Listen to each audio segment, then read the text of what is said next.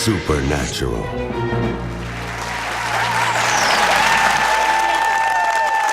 Welcome. My name is Sid Law. Welcome to my world, where it's naturally supernatural. My guest was abused as a child, unloved, went from foster home to foster home, got into drugs, ended up in prison, got involved on the wrong end of the stick with the mafia.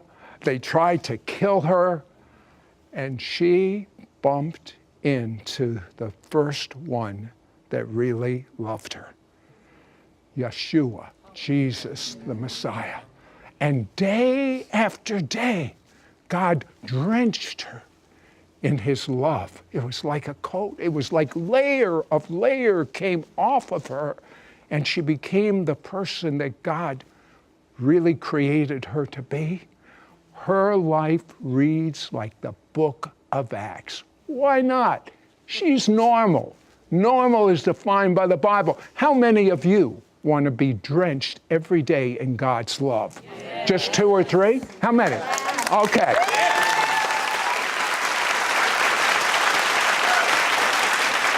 You know, Karen, it is amazing that you survived. Any one of these things that happened to you is enough to sink anyone. But all of this, how did you manage such things as going to prison for drugs, being poisoned by the mafia, abused as a child, being in foster homes? How did you survive? You didn't know God. How does someone do it? I mean, I don't see how you did it. I believe that I was kept alive for a future purpose. There was a destiny on your life. Okay, so she has a son. She's a single parent.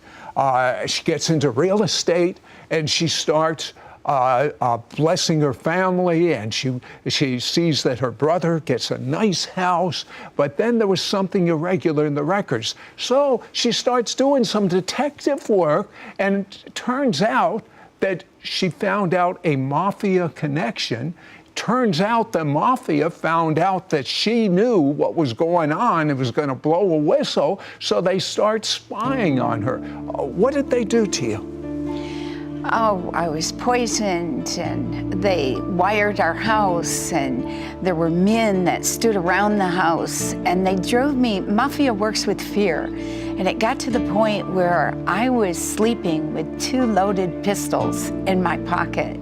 My teeth just rattled day and night. I was a mess. I don't know how you even functioned as a single parent and having the mafia operate through fear. You must have been a nervous wreck. I was, and I realized I was going to die. Where did you think you'd go if you died? I knew I was going to hell. The devil was speaking to me. Okay, so her sister-in-law gets saved, becomes a believer in Jesus. So Karen, you're visiting your sister-in-law, and this one question changed your entire life. What was it? Do you want Jesus to help you? What was your first thought? I said, Jesus. I said, why would he help me? She said, I'm sure he'll help you. Get on your knees, because he'll hear you when you ask him into your heart. And me and my son, 9-year-old, dropped to our knees and asked him into our heart. She, shortly thereafter, had an encounter with God and with Jesus. Tell me about that encounter. It was just amazing. I've had a lot of encounters with the Lord since then, but that day, it's the Lord. I heard a voice, and I saw a silhouette of a man's face, and it was like a cloud, and I heard a voice say, my son wants you for a bride. And everything inside of me started melting. And it was just locking eyes with the Lord. and having all this love just pour through his eyes into you was just totally a transformation for me. Tell me about being drenched in God's love. Being drenched in God's love is like waterfalls of love washing over you, just unconditional love. And when it floods your body, it's like everything in your body responds. Everything in your body has peace.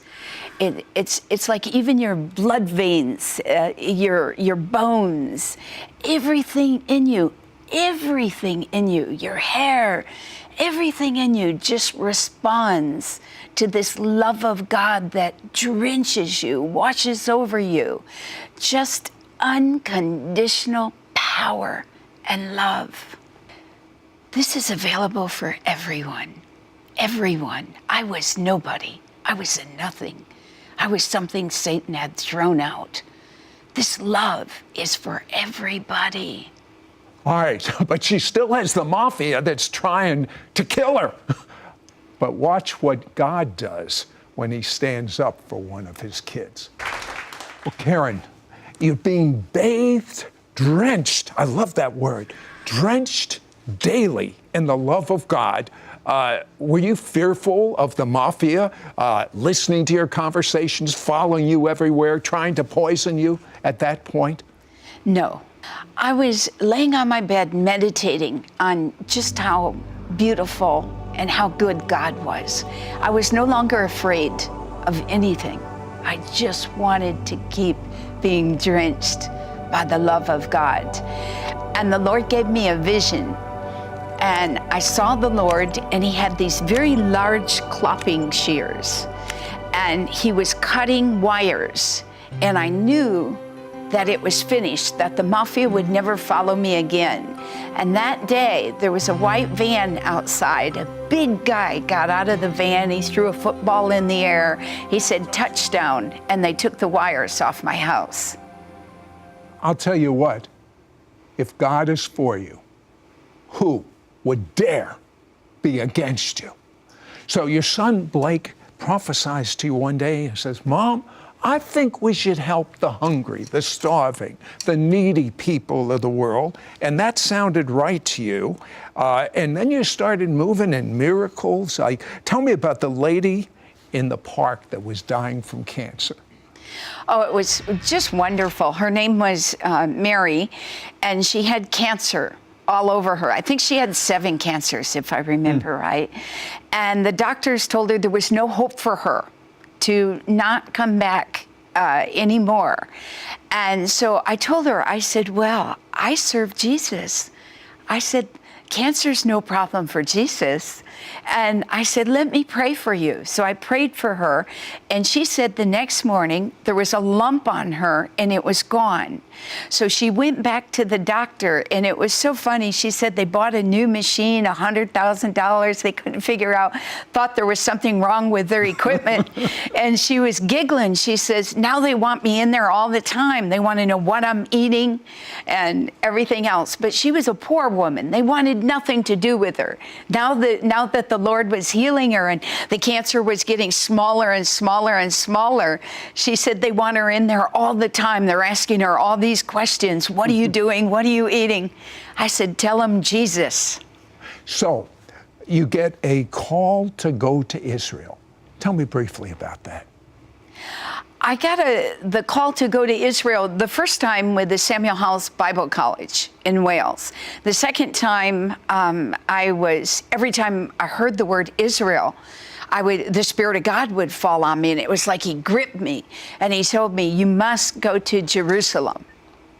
And you do that? I did, You're faithful. of course. And then you were directed to a refugee camp in Jericho, and you started going through horrible persecution. What did they do to you?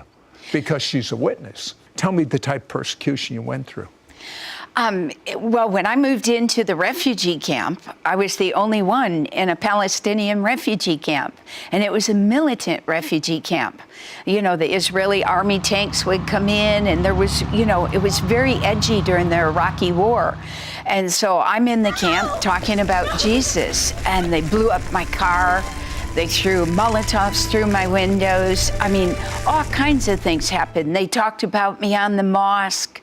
I mean, it was war. Did they talk about you on the loudspeakers? I know they... Yes. What did they say about you? They said, there's an American here going to steal our children. And they said, she's giving out food. Don't go there. And the more they spoke about me on the mosque, the bigger the crowds would get around our house. Well, tell me about the Muslim man that had the incurable eye disease. I remember this guy. I mean, he was just... We were trying to help him. He had 10 children, and he come to me one time, and his eyes are all infected and running, and he says, Muhammad's power is greater than Jesus. And I thought, well, have Muhammad take care of you. And the Spirit of the Lord just gripped me and said, you pray for him, and you tell him, if Muhammad's power is greater, he will never be healed. But if Jesus' power is greater, he'll be healed immediately. And so I prayed for him, and the next day he came, and his eyes were totally healed. Okay. I can see your God is healing. I knew you would do this. Tell me about the last big fire bombing. This is fire number 7, like 7 years of famine, 7 fires. And so the fire came in, they used 100 plastic chairs, put them up against the house, and made an explosive that every window in the house blew out when the explosive went off. And I heard Thomas scream, fire. So the kids, I had 2 volunteers then, not many. Now we have, you know, closer to 50, but back then it was hard to have volunteers because the persecution was so high. And so they run out, and so I started crying out to the Lord. I said, Lord, what, around this mountain again, buying more furniture again, the house all full of flames? And at that point, I knew I could walk through fire and not get burnt. At that point, I mean, I was convinced God would rescue me, but I was tired of fires. And the Lord said to me, the Lord said, if you would just lift your hands in the air, and you will praise me, and you will give me glory. God said, I'll carry you into the next realm. And I told the kids, and they were worshipers, I said, come on, we got to worship. We got to praise the Lord. And we just lifted our hands in the air and began to praise. And I just want to say, if you're out there right now, and you're just being crushed, every wall is caving in, if you would just give him glory, if you would just lift your hands and praise him, God is going to carry you through. You're doing such a marvelous job there that you get called to Jerusalem. What did the Israeli army say to you? The Israeli army called me in after about 5 years. They said, we've watched what you've done. They said, when you first come into Jericho, we thought you were crazy, but they said, you've accomplished much. And they said that terrorism has fallen in the city of Jericho. They said there's 27 more refugee camps out there. We want you to move into Jerusalem and take an office in Jerusalem because you're a partner with Israel. Did they give you the office? No. We rented the office, but they gave me a political status, and they registered us sovereignly as an NGO. All right. Everything now, she's at the height of her ministry. She has success in this one Palestinian camp, Jericho. The Israeli army takes note of it and says, we want you to open up an office and manage over 20 Palestinian camps. Do the same thing. And so she's so excited. We'll be right back.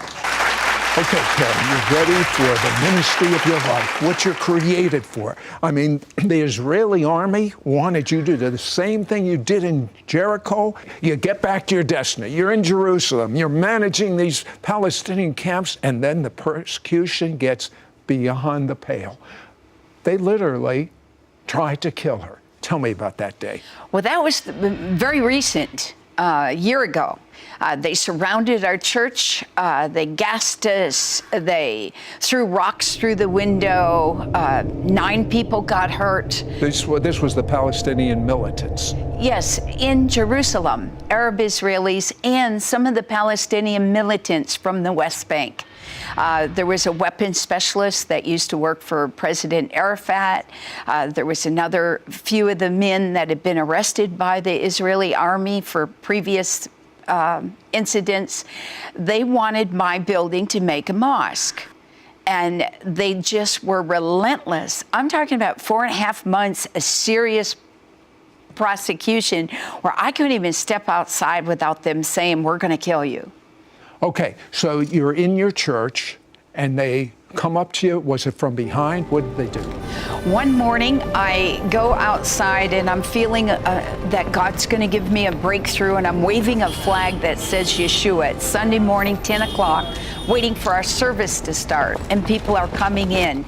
And as I was walking towards our double doors, behind me, the men charged me and just hit me from behind and fractured my wrist. And I flipped into the air. My knee was cracked. I mean, I was bleeding in the face. I don't remember exactly all that happened. All I remember is the initial impact.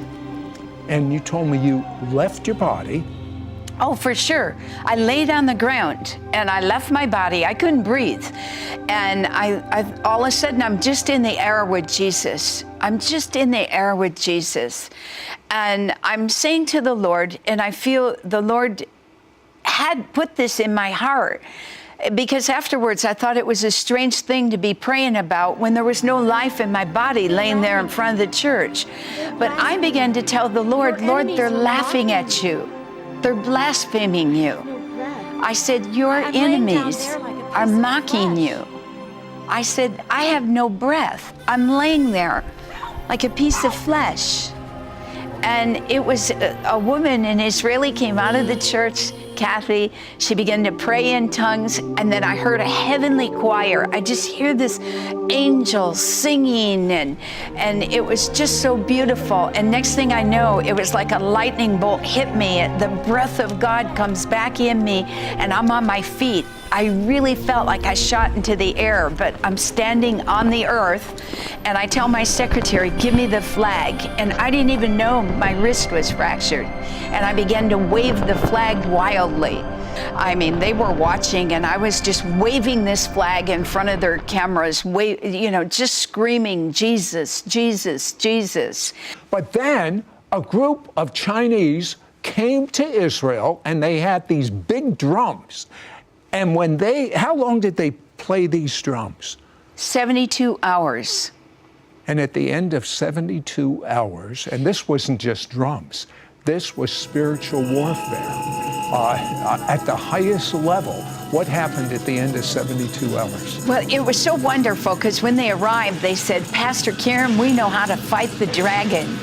And they just beat those drums for 3 days and prophesied, and I felt it in the spirit. Said, I just all of a sudden felt a flood of peace, and I knew the stronghold had fallen. I believe that if you pray for people right now to be drenched in the love of God, it's going to change your life. I believe that. Pray. Holy and righteous Father, we just thank you. We boldly come to the throne of grace. And Lord, we come for all of these out here that are so thirsty, God. Lord, these that are out there that have never really known love, God. Those that just need this unconditional love to drench them, to pour over them, to transform their lives. Lord, there's so many out there, God, and I just ask, God, your mercy triumphs judgment, God. I ask that you just break through today, God, and drench those that are out there, God. They've waited so long for you, God. Drench them with those rivers, those waterfalls of love, God. I have a vision. I have a vision right now of a waterfall just coming your way, just coming your way, just waterfalls, just rivers coming your way. This is your time for love. Some of you just experienced being drenched in God's love, and some of you don't know or have intimate knowledge of God. This is your moment. You felt His presence. Now say with your mouth, repeat after me, Dear Jesus, forgive me of all of my sins. I'm sorry. I believe your love washes away my sins and makes me clean. And now that I'm clean, Jesus, come inside of me. I make you Lord of my life. Amen.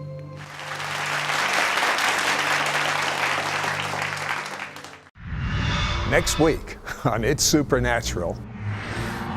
There are many believers that are under attacks of loneliness, under attacks of depression, under attacks of fear.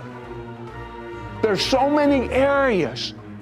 Once you can identify that these attacks are demonic, you can throw them out the window every time. You ready?